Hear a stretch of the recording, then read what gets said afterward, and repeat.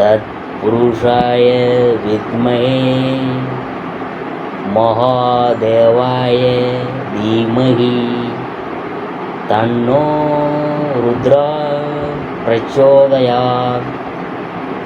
அனைத்து நண்பர்களுக்கும் பிறைசூடன் சார்பாக அன்பான வணக்கங்கள்.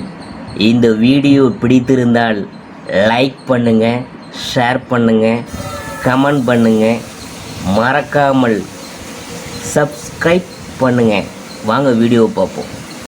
பொதுவாகவே அனைவரு ஜாதகத்திலும் யோகம் என்றதொரு வார்த்தைக்கு பொருள் தருவது ஜாதகத்தில் அமையும் கிரக சேர்க்கை தான். சாதகத்தில் கிரக கூட்டணி ஏற்படுத்தும் தாக்கங்களில்தான் ஒருவரது செயல்திறன், அதிர்ஷ்டம், புத்திசாலித்தனம், நுணுக்கம், சாணக்கிய புத்தி, திடீரென ஏமாற்றப்பட்டு விடுதல், எவ்வளவு போராடினாலும் வாழ்க்கையில் முன்னேற்றத்தை சந்திக்க முடியாத நிலைமை போன்றவை ஏற்படுது. பொதுவாக 4 கிரகங்கள் இணைந்து அமர்ந்திருக்கின்ற ஜாதகர்களின் யோகத்தை தொடர்ச்சியாக அனுபவிப்பவர்களும் உண்டு. ஒவ்வொரு கிரகமாக ஒவ்வொரு வீட்டிலும் ஆட்சி உச்சநிலை பெற்று அமர்ந்திருந்தும் சுபிட்சமான அதிர்ஷ்ட வாழ்வை எட்டி பிடித்து உயர்வை சந்திக்காதவர்களும் உண்டு. அப்படி சில கிரக அமைப்புகளை நாம் பார்க்கும் பொழுது சூரியன் ப்ளஸ் புதன் லக்கணத்தில் இணைவு பெற்ற ஜாதகக்காரவங்க நிபுண யோகத்தை அடைவாங்க. அதீத புத்திசாலிங்க. பார்த்ததை பார்த்த மாதிரி கற்றுக்கொள்வதில் கெட்டிக்காரவங்க. சில நேரம் தடைபடாத கல்வி, சில நேரம் ஒரு முறை தடைபட்டு கல்வியில் உயர்ந்த அந்தஸ்து பெறுவாங்க. சூரியன் ப்ளஸ்ஸு ராகு லக்கணத்தில் 8வது வீட்டில் இணைந்த ஜாதகம் ஜாதகருடைய தந்தைக்கு அவ்வளவு விசேஷ வளர்ச்சியை கொடுத்து முன்னேற்றம் அடையாதுங்க. அரசாங்க தொல்லைகள் தந்தைக்கு ஏற்படும். முதுகு வலி, நிரந்தர வருமான தடை போன்றவைகளை ஏற்படுத்துமுங்க. அடுத்தபடியாக சந்திரன் ப்ளஸ் செவ்வாய் லக்கணத்திலிருந்து 12வது வீட்டில் இணைவு பெற்ற ஜாதகக்காரவங்க ஏதாவது ஒரு உடல்நிலை பாதிப்பை அடைந்த வண்ணம் வாழ்வை தொடருவாங்க. கடின உழைப்பு செலுத்தி அனைத்திலும் முன்னேற்றத்தை காண்பாங்க. தொழிலில் அடிக்கடி மாற்றம் ஏற்பட்டு கொண்டே இருக்கும். பெண்ணுக்கு இந்த அமைப்பு இருந்தால் கொஞ்சம் பிரச்சனையாக போயிட்டுருக்கும். அடுத்தது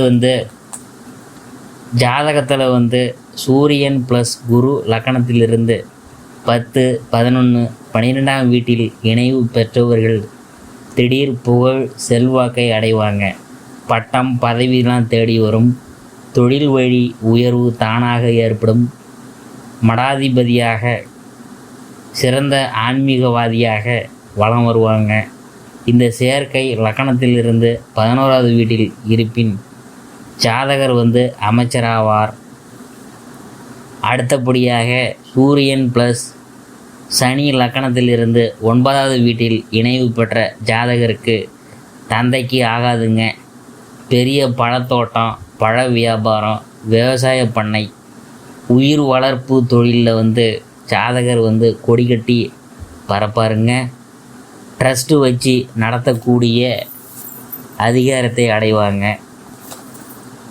சூரியன் ப்ளஸ் செவ்வாய் லக்கணத்திலிருந்து 10, 11 வீடுகளில் இணைவு பெற்ற ஜாதகக்காரங்க காவல்துறையில் ஈடுபட்டு புகழ், அந்தஸ்தை அடைந்து உயர் பதவியை அடைவாங்க. சில நேரம் திடீரென உத்தியோகத்திலிருந்து சோதனையும் ஏற்பட்டு விடுங்க. செவ்வாய் ப்ளஸ் சனி லக்கணத்திலிருந்து லக்கணம், அதாவது 2ஆம் இடம், சுகஸ்தானம், 7ஆம் இடங்களில் சேர்க்கை சகோதரர்களுக்கு ஆகாதுங்க. ஜாதகர் தன்முனைப்பு கொண்டவராக இருப்பாருங்க. 4ஆம் இடத்துல சனி செவ்வாய் கூட்டணி ஆகாது. அடுத்தபடியாக குரு ப்ளஸ் சுக்கிரன் லக்கணத்திலிருந்து 10வது வீட்டில் சேர்க்கையான ஜாதகர் எந்நேரமும் சுகவாசி தாங்க. இவங்க பொருளாதாரத்தில் திடீரென உச்சத்துக்கு போய் விடுதல், பெரிய நிறுவனங்களை நிறுவுதல், தொடர் ஆபரண சேர்க்கைகள், கலைத்துறையில் ஈடுபட்டு புகழெல்லாம் பெறுவாங்க.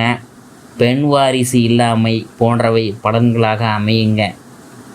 அடுத்தபடியாக செவ்வாய் ப்ளஸ் கேது லக்கணத்திலிருந்து 6வது வீட்டில் இணைந்திருக்க எந்த காரியத்திலும் இறங்கினாலும் தடைப்பட்டு முன்னேற்றத்தை சந்திக்க வேண்டிய சூழ்நிலை ஏற்படுங்க.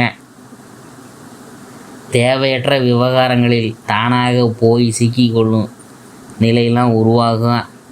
ஆரோக்கியத்தில் கொஞ்சம் பிரச்சனையாக இருக்கும். கொஞ்சம் டாக்டரை பார்த்து கன்சல்ட் பண்ணிக்கிங்க. அடுத்தபடியாக குரு ப்ளஸ் கேது லக்கணத்திலிருந்து 2, 12, 5 சேர்க்கை பெற்றவங்க, பொதுஜன நன்மைக்காக பாடுபடுறவங்க, பெரிய ஆன்மீகவாதிகளின் தொடர்பு எளிதாக கிடைக்கும். எதையும் இழக்க தயாராக இருக்கக்கூடிய மனநிலையிலே இருப்பாங்க. ஞானியாக வலம் வருவாங்க. சந்திரன் ப்ளஸ் சனி பகவான் லக்கணத்திலிருந்து சுகஸ்தானம் 5ஆம் இடம் 12இல் இணைவு பெற்ற ஜாதகர் திருமண வாழ்வு அவ்வளவு விசேஷமாக இருக்காதுங்க. சில தருணங்களில் சன்னியாசிய யோகம் கூட ஏற்பட்டு விடும். அதனால் மனநிலை மாறாமல் ஒரே நிலையில் போங்க.